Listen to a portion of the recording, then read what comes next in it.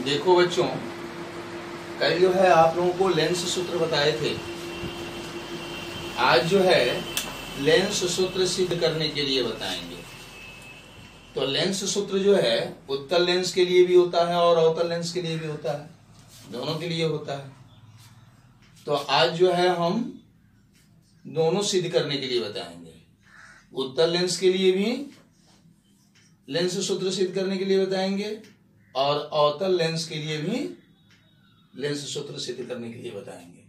प्रायः प्रश्न पूछा जाता है परीक्षा में, किसी उत्तल लेंस के लिए साबित करें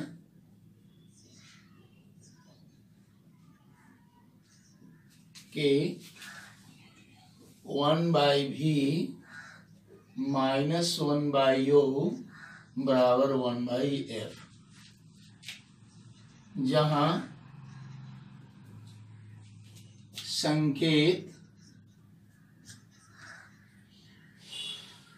का सामान्य मान हो। सामान्य मान, इस तरह से क्वेश्चन आता है। या ऐसे करने के लिए दे सकता है, किसी उत्तल लेंस में 1/v,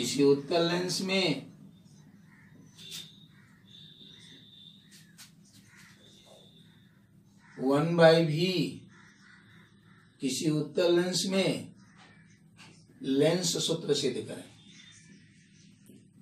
लेंस सूत्र सिद्ध करें, ऐसे भी आता है। तो लेंस सूत्र का अर्थ होता है 1/v माइनस 1/u बराबर 1/f। अगर इस तरह से देता है तो वही हम लोगों को सिद्ध करना है, 1/v माइनस 1/u बराबर 1/f। तो चलिए इसको सिद्ध करने के लिए क्या करेंगे, तो सबसे पहले एक उत्तल लेंस की कल्पना करेंगे।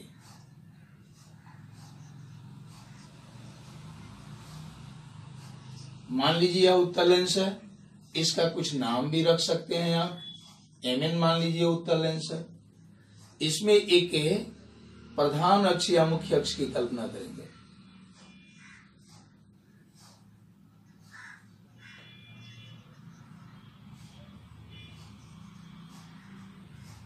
मान लीजिए यह प्रधान अक्ष या मुख्य अक्ष।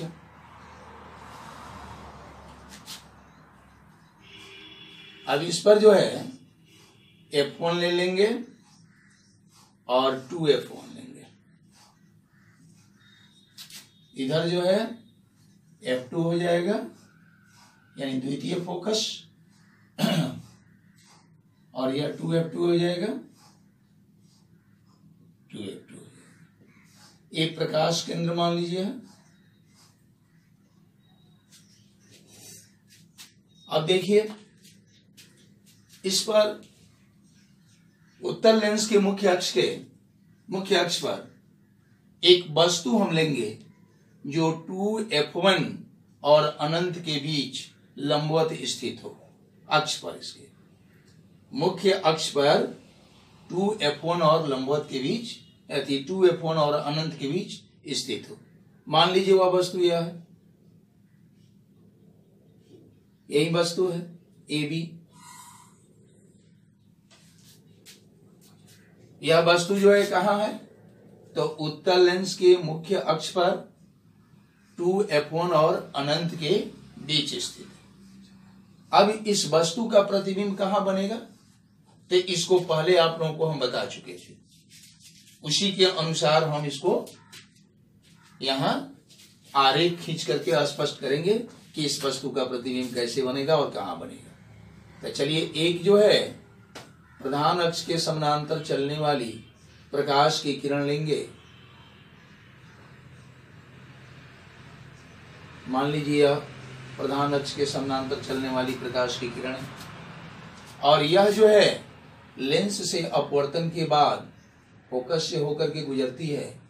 यह बात आप जानते हैं पहले से।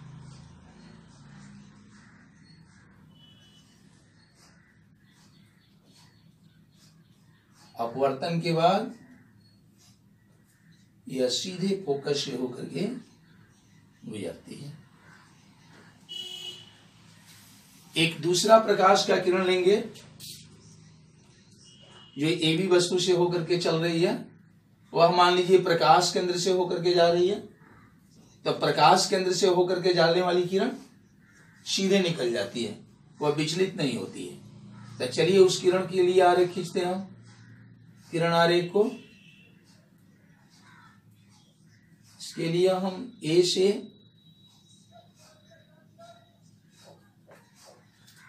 O को मिलाएंगे और इसको सीधे आगे की ओर बढ़ा देंगे। ये बिना विचलित हुए ये सीधे आगे की ओर निकलेगा। अब देखिए ये दोनों किरण एक दूसरे से जहां पर कट रही है उससे हम एक लंब डाल देंगे। यही जो है A dash B dash AB का प्रतिबिंब होगा। अब देखिए वस्तु जो है 2F1 और अनंत के बीच स्थित है, तो उसका प्रतिबिंब जो है F2 और 2F2 के बीच वास्तविक, उल्टा और वस्तु से बड़ा बनता है। इसको पहले भी बता चुके थे। इसी आकृति में हम सिद्ध करेंगे इस लेंस सूत्र को 1/v - 1/u बराबर 1/f। अभी जो आकृति बनाए हैं इसी के संबंध में यहाँ पर हम जो बनाए हैं उसी को लिखेंगे। माना कि Mn एक उत्तल लेंस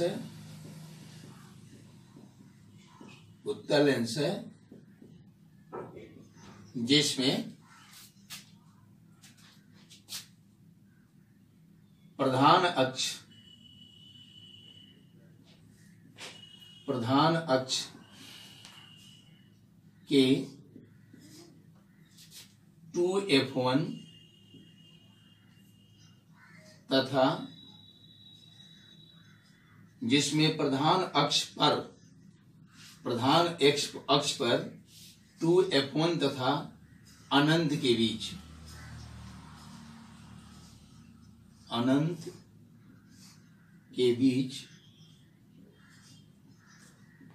AB एक वस्तु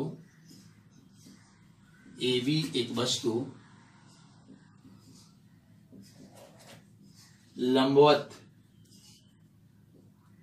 खड़ा है।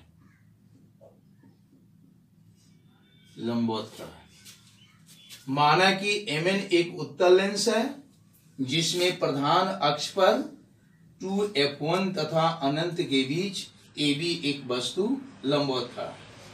इस वस्तु का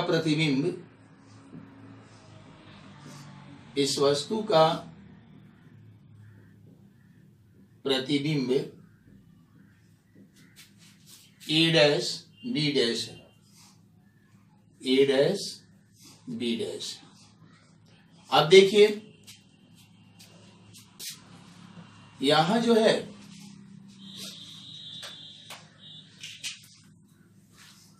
ABO और A dash B dash O ये दोनों त्रिभुज बन रहा है। ABO भी एक समकोण त्रिभुज है, A dash B dash O भी एक समकोण त्रिभुज है। इन दोनों समकोण त्रिभुज की हम तुलना करेंगे। यह जो है 90 डिग्री का कोण होगा और यह भी 90 डिग्री का कोण होगा। यह कोण जो है शीर्षाभिमुख कोण होगा।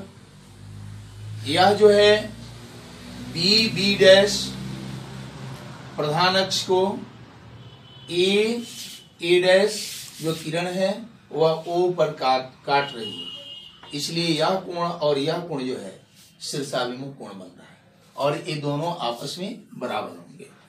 और यह कोण 90 डिग्री का बन रहा है, यह कोण 90 डिग्री का बन रहा है, ये दोनों कोण भी बराबर होंगे। इस तरह से इस त्रिभुज के ABO के दो कोण इस त्रिभुज के दो संगत कोणों के बराबर है, इसलिए इसका तीसरा कोण भी इसके तीसरे कोण के बराबर होगा। ऐसे स्थिति में दोनों त्रिभुज समरूप होंगे ऐसे स्थिति में दोनों त्रिभुज समरूप होंगे। इन दोनों त्रिभुज के हम लिखते हैं, लिखेंगे त्रिभुज A dash B dash O समरूप है त्रिभुज ए बी ओ। तो आप जानते हैं कि यदि दो त्रिभुज समरूप हो तो उनके संगत भुजाएं समानुपाती होती है। इसलिए ए डैश बी डैश की संगत भुजा ए बी, इन दोनों का अनुपात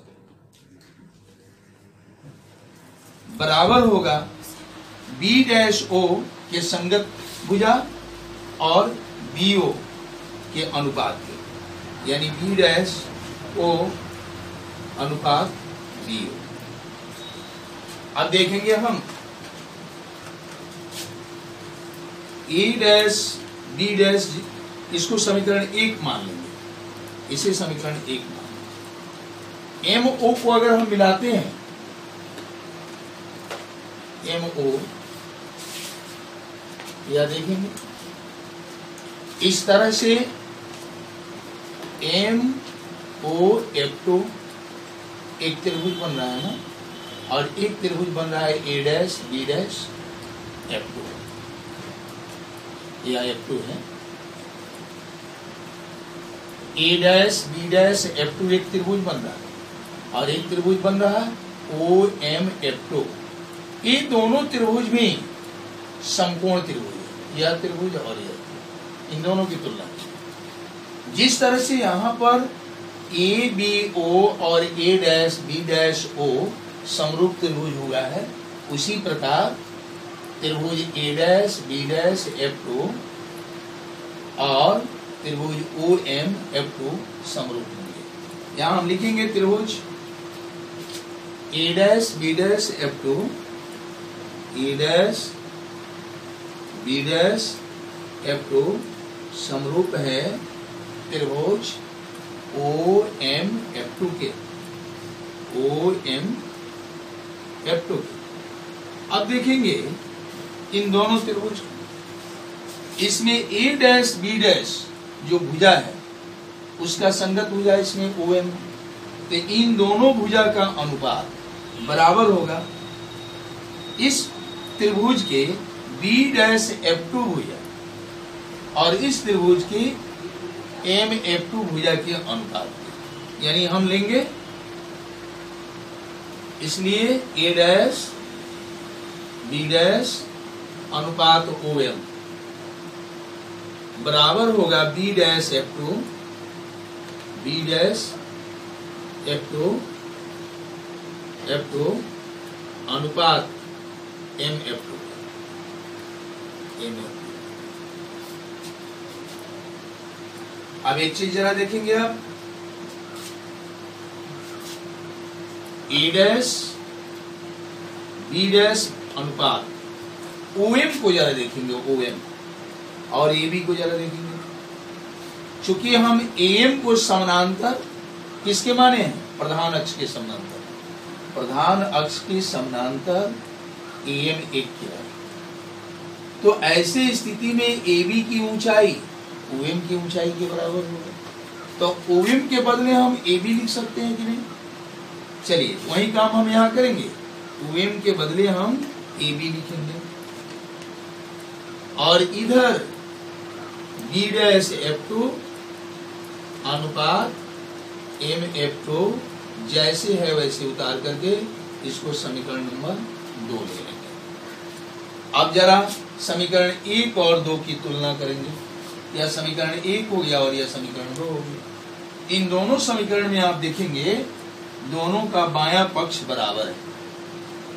इसके पहले हम बताए थे कि किसी दो समीकरण की अगर हम तुलना करते हैं, यदि उनका बायां पक्ष बराबर हो तो उनके दायां पक्ष भी बराबर होते हैं। यदि दायां पक्ष बराबर हो तो उनका बायां पक्ष बराबर हो जाता है, बायां पक्ष को बराबर मान लेते हैं। यहाँ दोनों का बायां पक्ष बराबर है, इसलिए इन दोनों का दायां पक्ष भी बराबर होगा। यहाँ लिखेंगे समीकरण 1 और 2 की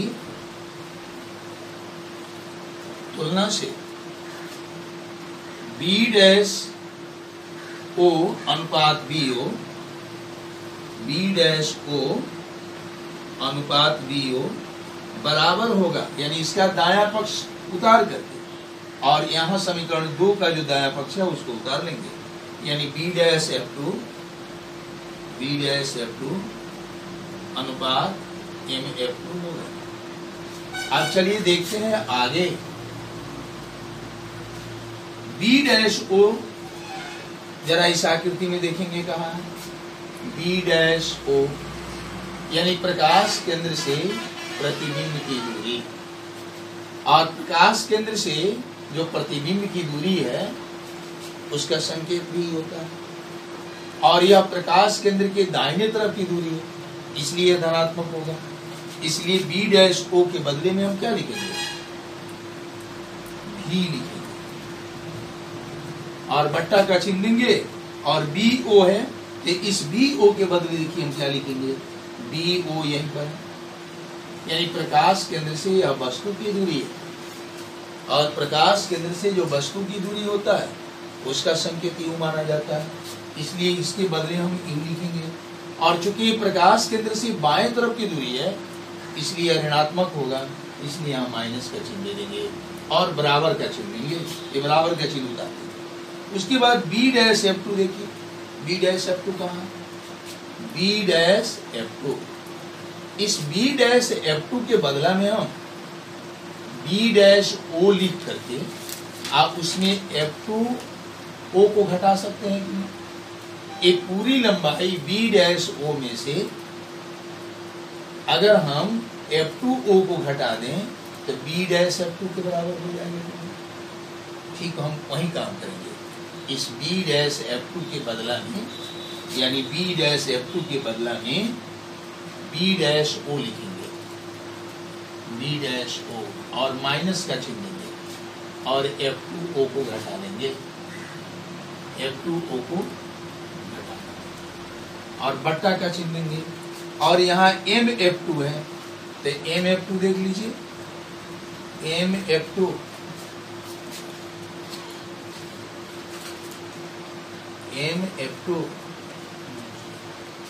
एक मिनट यहाँ जरा देखेंगे, A dash B dash F2, A dash B dash F2 OM F2, ठीक है, OM F2 A dash B dash F2 A dash B dash, हाँ यहाँ हमको लिखना चाहिए MOF2, यहाँ MOF2 हम लिखेंगे, MOF2, ऐसा क्यों जी, तो A dash B dash F2 के संगत होगा MOF2। यदि इसका लंब हम पहले लेते हैं तो इसका भी लंब पहले लेंगे, इसका आधार हम बाद में लेते हैं तो इसका भी आधार हम लेंगे बाद में, तो यहाँ थोड़ा सा उल्टा लिखा है, इसलिए इस पर हम ध्यान देंगे। और A डैश B डैश का संगत बन रहा है MO, तो A डैश B डैश के संगत OM लिखे हैं या MO लिखे हैं, वह दोनों बात सेम है। B डैश F2 इसका संगत जो है OF2 बन रहा है, तो B डैश F2 के संगत हमें लिखना चाहिए OF2, यहाँ OF2 लिखेंगे, फिर यही OF2 यहाँ बना देंगे और फिर वही OF2 यहाँ बनाएंगे और यही OF2 यहाँ पर हम लिख देंगे OF2। अब देखिए V बट्टा माइनस U ज्यों कहते हैं उतार देंगे, B dash O, B dash O यानी प्रकाश केंद्र से यह प्रतिबिंब की दूरी है और प्रतिबिंब की दूरी का संकेत भी होता है, इसलिए B डैश O के बदले में हम क्या लिखेंगे B और माइनस का चिन्ह दे देंगे, और F2O है तो F2O, यही दूरी F2O हो रहा है, यह प्रकाश केंद्र से फोकस की दूरी, इसको फोकस दूरी कहा जाता है और फोकस दूरी का संकेत होता है F, और यह दूरी चूंकि प्रकाश केंद्र से दाहिने तरफ है इसलिए यह दूरी धनात्मक होगा, इसलिए केवल हम F लिख देंगे फोकस, और नीचे OF2 है तो फिर इसके बदले भी हम F। अब देखिए कैंचिया गुना करेंगे, क्रॉस मल्टीप्लिकेशन, V का गुना हम F से करेंगे और माइनस U का गुना V माइनस F से करेंगे। V का गुना F से करेंगे तो यह सीधे जो है VF हो जाएगा, और माइनस U का गुना V से करते हैं तो माइनस UV हो जाएगा, और फिर माइनस U का गुना अगर माइनस F से करते हैं तो माइनस माइनस प्लस हो जाएगा और UF हो जाएगा। अब देखिए दोनों तरफ UVF से भाग कर देंगे, दोनों तरफ UVF से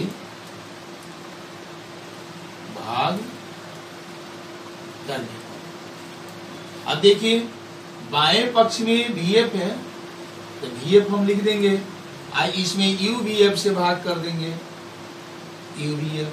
उसी तरह से दाएं पक्ष में माइनस UV है, माइनस UV को उतार देंगे, इसमें हम UVF से भाग कर देंगे, फिर प्लस का चिन्ह दे करके UF उतारेंगे और इसमें भी हम UVF से भाग करेंगे। अब जरा देखिए तो VF से VF कट गया, इसमें क्या बचेगा, ऊपर कुछ नहीं बचेगा तो 1 लिख देंगे, और नीचे U बचेगा तो U को उतार देंगे। इधर देखिए U से V से U और V कट गए, इसमें क्या बचा, माइनस 1/F बचा, अब प्लस UF से UF कट गया, यह हो गया 1/।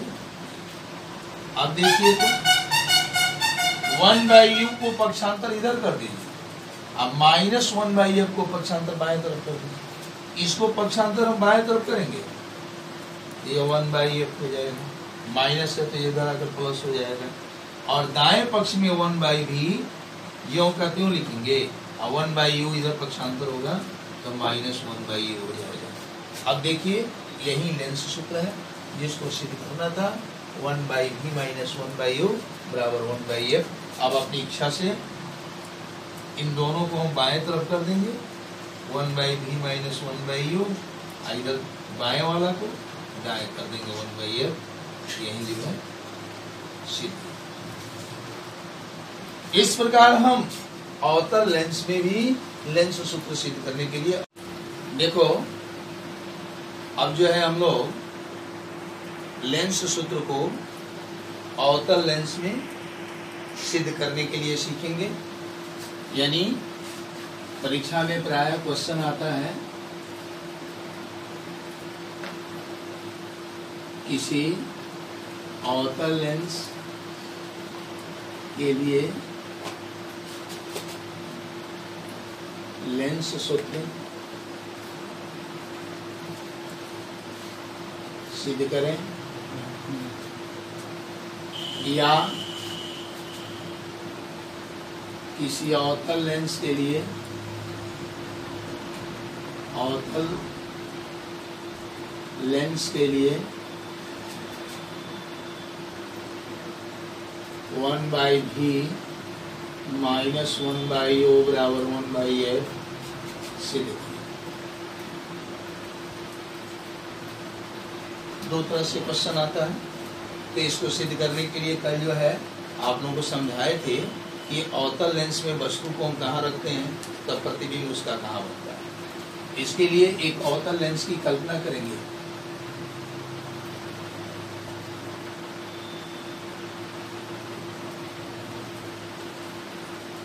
मान लीजिए कि यह अवतल लेंस है और इसमें एक जो है प्रधान अक्ष या मुख्य अक्ष की कल्पना करेंगे।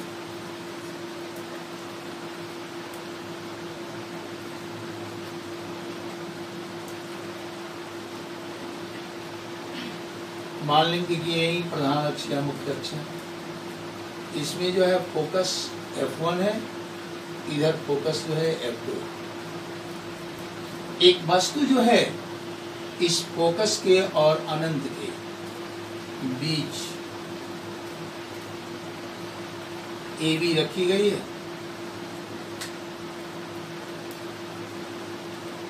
जो मुख्य अक्ष पर है, और यह वस्तु जो है लंबवत है, लंबवत।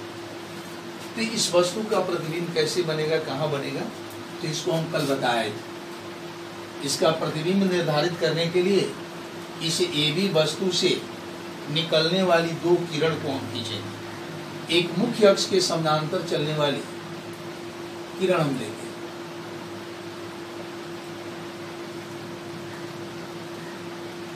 मान लीजिए यह किरण जो है मुख्य अक्ष के समानांतर है। तो एक किरण जो है मुख्य अक्ष के समानांतर चलने के बाद एक ऊपर की ओर जो है चली जाती है। इस किरण को हम पीछे की ओर बढ़ाते हैं तो ऐसा लगता है कि एक किरण जो है फोकस से होकर के आ गई। अब एक दूसरा किरण हम लेंगे ए बी से जो निकलेगी, वह प्रकाश केंद्र से होकर के गुजर रही है। एक ऐसे किरण की कल्पना करेंगे जो वस्तु से निकल करके प्रकाश केंद्र से होकर के जा रही है। आप पहले से जानते हैं कि कोई प्रकाश की किरण अगर प्रकाश केंद्र से होकर के जाती है तो वह सीधे निकल जाती है, उसके पथ में किसी तरह का परिवर्तन नहीं होता है। अब एक किरण जो है एक दूसरे को, ये जो पीछे किरण को हम बढ़ाए हैं वह, और यह प्रकाश केंद्र से होकर के किरण जा रही है वह, ये दोनों एक दूसरे को यहां पर काट रही है। मान लेंगे कि यह बिंदु ए डैश है और इससे हम लंब डालेंगे तो ए बी डैश हो जाएगा, जो वस्तु ए बी का प्रतिबिंब होगा। अब इसी को हम जो बनाए हैं उसको यहां लिखेंगे। कैसे लिखेंगे तो ध्यान दें, लिखेंगे माना कि इस लेंस का भी कुछ नाम रख देंगे। मान लीजिए कि एमएन लेंस है, लिखेंगे माना कि एमएन एक अवतल लेंस,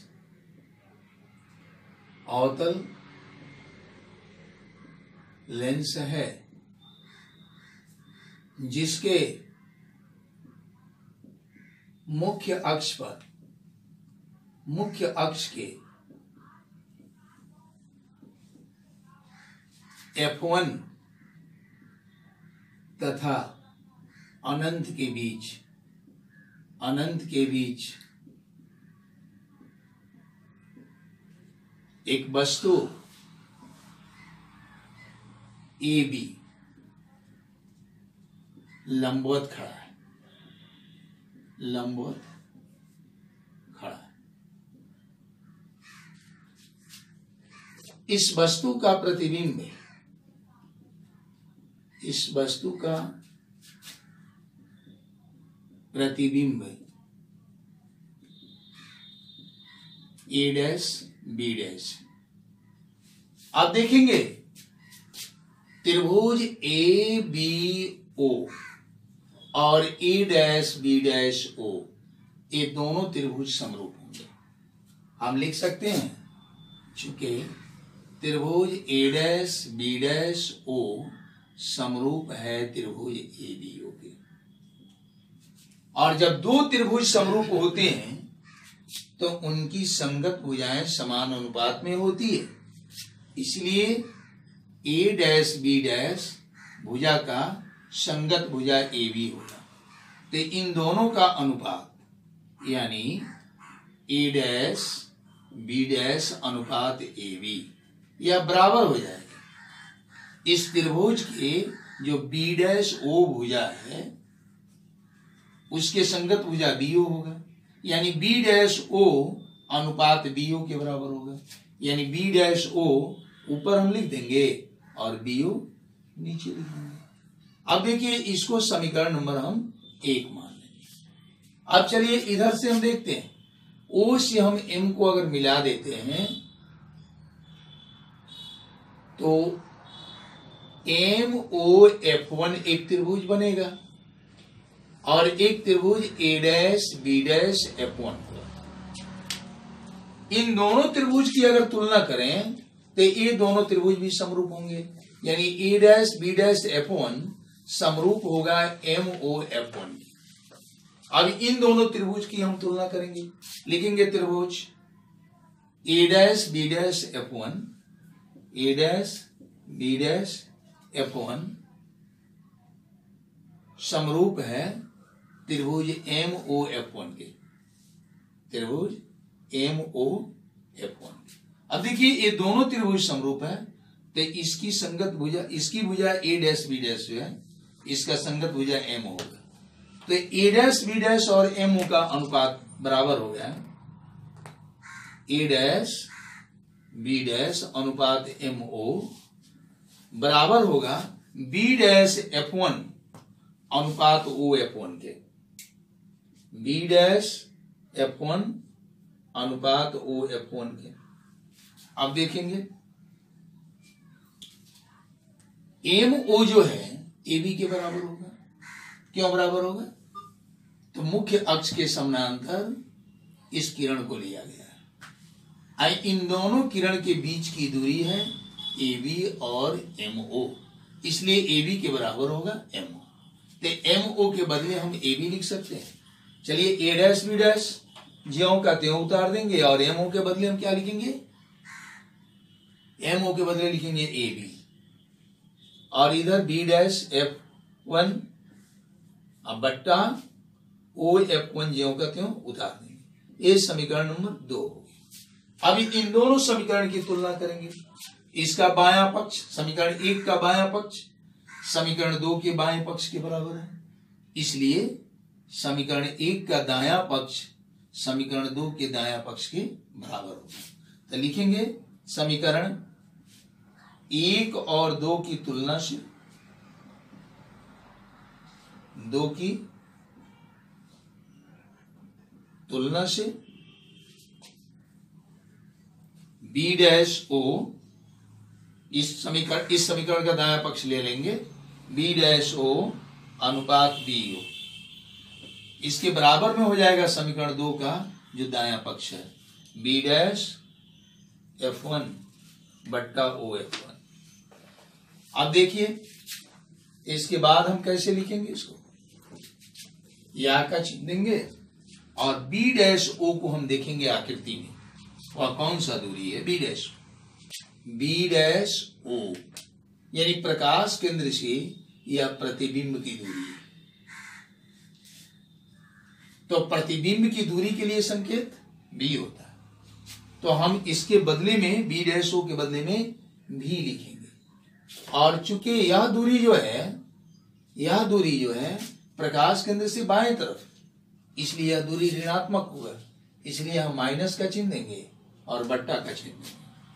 और बी ओ देखेंगे, बी ओ यह प्रकाश केंद्र से वस्तु की दूरी है और प्रकाश केंद्र से जो वस्तु की दूरी होती है उसका संकेत यू मानते हैं। और चूंकि यह भी जो है बाएं तरफ है प्रकाश केंद्र से, इसलिए यह दूरी भी ऋणात्मक हो जाएगा। अब जो है बराबर का चिन्ह देंगे और बी डैश F1 को देखेंगे, बी डैश F1 यानी यहां से लेकर के यहां तक की दूरी हुआ, इस दूरी के बदले में हम O F1 माइनस OB1 हम लिख सकते हैं, O F1 minus OB dash, क्योंकि O F1 दूरी में से OB डैश दूरी को घटा देंगे तो बी डैश F1 के बराबर हो जाएगा। इसलिए बी डैश F1 के बदले हम क्या लिखेंगे, O F1 minus B dash OB dash बट्टा नीचे OF1 है तो उसको हम ज्यों का त्यों रहने देंगे OF1। अब देखिए तो ए माइनस से माइनस कटा दीजिए, भी बट्टा यू बचेगा। अब OF1 जो है प्रकाश केंद्र से फोकस की दूरी है और फोकस की दूरी का संकेत एफ होता है, इसलिए एफ लिखेंगे और इसके पहले माइनस का हम चिन्ह देंगे क्योंकि अब फोकस दूरी जो है ऋणात्मक होगा। अब देखिए माइनस का चिन्ह दे करके OB1 है, OB डैश है, OB डैश देखेंगे यहां से लेकर के यहां तक की दूरी है ना, यानी OB डैश जो है प्रतिबिंब की दूरी है और प्रतिबिंब की दूरी माइनस भी होगा, तो यहां हम कोष्ठ के अंदर जो है माइनस भी लिखेंगे और OF1 है, फिर जो है यह फोकस दूरी है जो ऋणात्मक होगा, तो इसको माइनस एफ लिखेंगे। आप देखिए तो भी बट्टा यो माइनस एफ, इस कोष्ठ को हटाएंगे तो माइनस माइनस प्लस भी हो जाएगा, अब बट्टा हो जाएगा माइनस एफ। अब देखिए तो कैंचिया गुना करेंगे, क्रॉस मल्टीप्लिकेशन जिसको कहा जाता है, भी का गुना माइनस एफ से करेंगे, यू का गुना इससे हम करेंगे, तो भी का गुना अगर माइनस एफ से करते हैं तो माइनस बी एफ हो जाएगा और यू का गुना माइनस एफ से करते हैं तो माइनस यू एफ हो जाएगा और फिर यू का गुना अगर बी से करते हैं तो प्लस यू भी हो जाएगा। अब देखिए अब दोनों तरफ यू भी एफ से भाग कर दीजिए, लिखिए दोनों तरफ यू भी एफ से भाग करने पर, अब देखिए जब यू भी एफ से भाग करेंगे तो ये माइनस बी एफ ऊपर हो जाएगा और नीचे हो जाएगा यू भी एफ। उसी तरह से माइनस यू एफ नीचे लिखेंगे यू भी एफ प्लस यू भी बट्टा यू भी एफ। अब देखिए तो ये भी एफ से भी एफ कटा दीजिए, यू एफ से यू एफ कटा दीजिए, यू भी से यू भी कटा दीजिए। यहाँ क्या बचेगा, ऊपर कुछ नहीं बचेगा तो -1 लिख देंगे और नीचे यू बचेगा तो यू लिख देंगे बराबर। यहाँ देखिए -1 नीचे भी बच रहा है और इधर +1/f बच रहा है। अब देखिए -1/v को पक्षांतर करके इधर लाएंगे, ये माइनस है तो प्लस हो जाएगा यानी +1/v हो जाएगा। अब -1/u को ज्यों का त्यों उतार देंगे और 1/f को ज्यों का त्यों उतार देंगे। देखिए यही आपका लेंस सूत्र हुआ, इसको सिद्ध करना था और सिद्ध हो गया। इस तरह से हम उत्तल लेंस और अवतल लेंस दोनों में जो है लेंस सूत्र सिद्ध करने के लिए बताया। कल जो है आवर्धन सूत्र बताएंगे और आवर्धन सूत्र के बाद यह पाठ समाप्त हो जाएगा। तो अब आप यह काम करेंगे कि दोनों लेंस सूत्र जो सिद्ध किए हैं उसका रिवीजन करेंगे और इस पाठ में हम तो सुनने आपके पास नहीं आ रहे हैं, लेकिन आप समझ लीजिए कि आपको हम जो होमवर्क दे रहे हैं वह एक गुरु का आदेश समझ करके उसको निश्चित तौर पर आप याद करेंगे। इस पाठ में जितने वैकल्पिक क्वेश्चन है, भरने वाला क्वेश्चन है, सही गलत वाला है, वो सबको आप निश्चित तौर पर याद कर लेंगे। जिस दिन कोचिंग खुलेगा उस दिन हो सकता है कि आपका हम टेस्ट लें कि हम जितना पढ़ाए हैं उसमें से आप क्या तैयारी किए हैं। उसके बाद जो है अति लघुतरीय प्रश्न और लघुतरीय प्रश्न को हम लिख करके आंसर उसका और आपके व्हाट्सएप पर भेज देंगे। उसको आप कॉपी में अपना उतार लेंगे और उसी भी तैयारी करेंगे और इसके बाद आप लोगों को हम रसायन पढ़ाएंगे यानी केमिस्ट्री पढ़ाएंगे। चलिए इसी के साथ आप लोगों को बहुत बहुत धन्यवाद।